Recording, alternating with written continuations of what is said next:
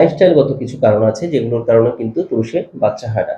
যেমন যারা অধিক রাত্রে জাগরণ করেন, যারা অধিক গরমে কাজ করেন, যারা অধিক মানসিক চাপে থাকেন, এছাড়াও যারা অধিক টাইম কম্পিউটার বা ল্যাপটপ কোলে বসে চালান তাদের কিন্তু এই সমস্যা হতে পারে। আর এছাড়া যারা মাদক সেবন করেন বা নেশা জাতীয় দ্রব্য পান করেন তাদেরও কিন্তু এই ধরনের প্রবলেম হতে পারে।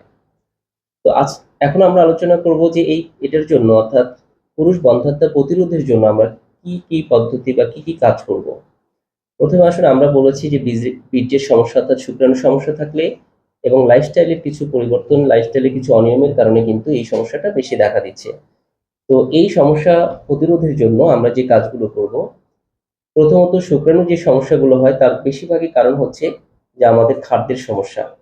তো আমরা যদি খাদ্যের মানে মানসম্মত খাদ্য গ্রহণ করতে না পারি, তাহলে কিন্তু আমাদের শুক্রাণু সুস্থ থাকবে না।